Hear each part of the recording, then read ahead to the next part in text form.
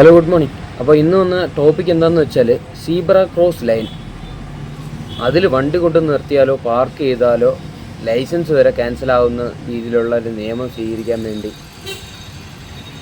ഒരു തീരുമാനമായിട്ടുണ്ട്. വളരെ മികച്ച തീരുമാനം, നല്ലൊരു തീരുമാനമാണ്. കാരണം എന്താണെന്ന് വെച്ചാൽ ആളുകൾ പലപ്പോഴും അവരുടെ ധൃതിക്ക് നിർത്തി കൊടുക്കാതൊക്കെ പോകാറുണ്ട്. സീബ്ര ക്രോസ് എന്തിനാണ് യൂസ് ചെയ്യുന്നതെന്ന് പോലും അല്ലെങ്കിൽ വരച്ചിട്ടേക്കുന്നതെന്ന് പോലും അറിയാതെ യാത്ര ചെയ്യുന്നുണ്ട്. പക്ഷെ അതിനു മുമ്പ് കുറച്ച് കാര്യങ്ങൾ നമ്മൾ അറിയേണ്ടതായിട്ടുണ്ട്. അതായത് ഈ റോഡ് എന്ന് പറയുന്നത് ആർക്കുള്ളതാണ്? റോഡിൽ പാലിക്കേണ്ട കുറേ കാര്യങ്ങൾ എവിടെ നിന്ന് നമുക്ക് കിട്ടും? അത് നമ്മൾ വീട്ടിൽ നിന്ന് തന്നെ നമ്മുടെ കുട്ടികളെയൊക്കെ പഠിപ്പിച്ച് തുടങ്ങണം. അപ്പം റോഡിൽ വണ്ടികൾ മാത്രം നോക്കിയാൽ മതിയോ? യാത്രക്കാരന് ശ്രദ്ധിക്കേണ്ട കുറേ കാര്യങ്ങളില്ലേ? അപ്പോൾ അതിനെക്കുറിച്ചുള്ള അവയർനെസ് ആര് കൊടുക്കും?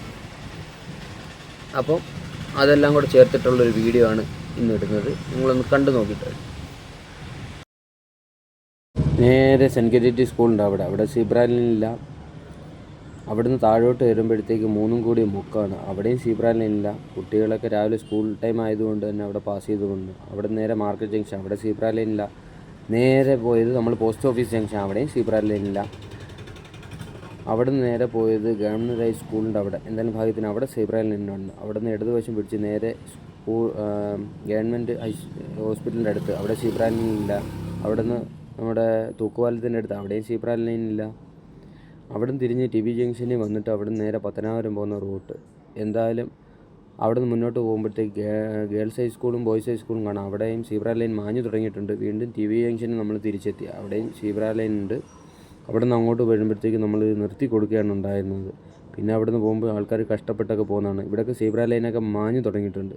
ഇവിടെ നിന്ന് മുന്നിലോട്ട് വരുമ്പോൾ വീണ്ടും നമുക്ക് കാണാൻ പറ്റും സീബ്ര ലൈനുകളൊക്കെ മാഞ്ഞു കിടക്കുന്നതായിട്ട് കാണാം. ഇവിടെ ഗവൺമെൻറ് ഹൈസ്കൂളിൻ്റെ മുന്നിൽ മാത്രമുണ്ട് കാണത്തക്ക രീതിയിൽ സീബ്ര ലൈൻ. ആൾക്കാർക്ക് പലർക്കും എവിടെ നിന്ന് ക്രോസ് ചെയ്യണമെന്ന് അറിയാൻ വയ്യ. ആരും നിർത്തി കൊടുക്കാത്തതിൻ്റെ കാരണം എന്ന് വെച്ചാൽ സീബ്ര ലൈൻസ് ഇല്ല, അവിടെ നല്ല ക്രോസ് ചെയ്യുന്നത്. എങ്കിലും പലരും നിർത്തി കൊടുക്കുന്നുണ്ട്.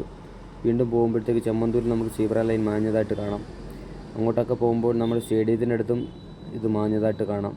എസ് എൻ കോളേജിൻ്റെ അവിടെ നിങ്ങളവിടെ നോക്കൂ, എസ് എൻ കോളേജിൻ്റെ അടുത്തും സീബ്ര ലൈൻസ് ഇല്ല, ഉള്ളതെല്ലാം മാഞ്ഞു തുടങ്ങിയിട്ടുണ്ട്. ഇവിടെ ചെമ്മന്തൂർ സ്കൂളിന് മുന്നിൽ മാത്രം സീബ്ര ലൈൻ വ്യക്തമായിട്ട് കാണാം. വീണ്ടും തിരിച്ച് അവിടെ തന്നെ വന്നു എസ് എൻ കോളേജിൻ്റെ അടുത്ത്, അവിടെ സീബ്ര ലൈൻ മാഞ്ഞു തുടങ്ങിയിട്ടുണ്ട്.